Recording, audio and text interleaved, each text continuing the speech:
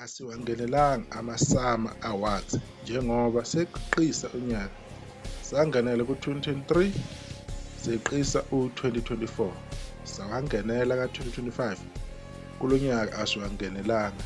Isaziso kubaculi abafisa ukungenela ama-awards. Kuma-awards uya-aplaya, ugcwalise ama-forms, uthumele izingoma zakho, ukhokhe ne-fee ye-submission to RISA, usho namakhathegori owangenelayo bese uzibeka ethubeni lokuqokwa. Kuyenzeka ungaqokwa uma bebona umsebenzi wakho ungekho ezingeni lokuqokwa ngisho u-aplayile. Ngibona lolu lwazi lubalulekile ukuthi ngilwedlulisele kubaculi abasafika futhi abenza kahle. Akusho ukuthi uma usubmithile usuzoqokwa automatically.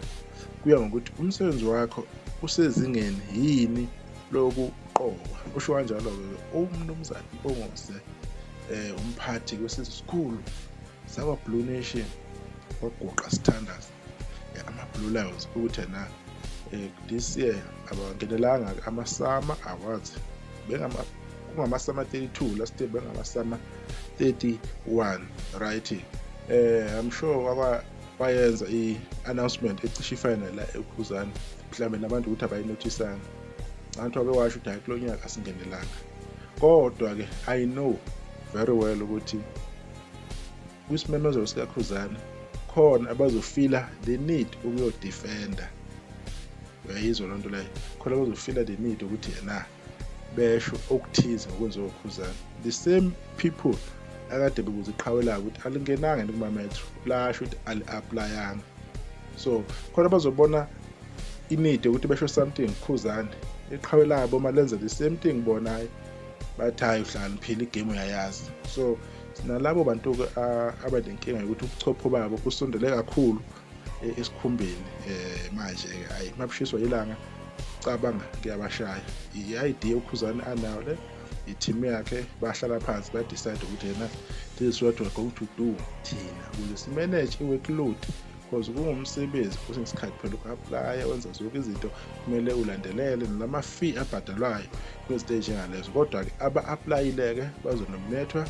Ngiyathemba ukuthi umzukulu usubmithile because umsebenzi kamzukulu ube muhle kakhulu uma uthi uyawubheka. Ushayile umzukulu this time around. Umenzi wagcina engangenanga okwaba yinto nje eliphutha kakhulu umsebenzi kamenzi muhle kangaka ungangeni. So into enjalo kumele abalandeli nabaphathi ama-managers alaba bantu labo abagqugquzele ukuthi bafowethu make sure ukuthi niya-submit because umsebenzi wenu abantu abaningi bayawuthanda and bawuthandele. Ukuze umuntu azibeke ethubeni ukuthi aphumelele abuye nesama.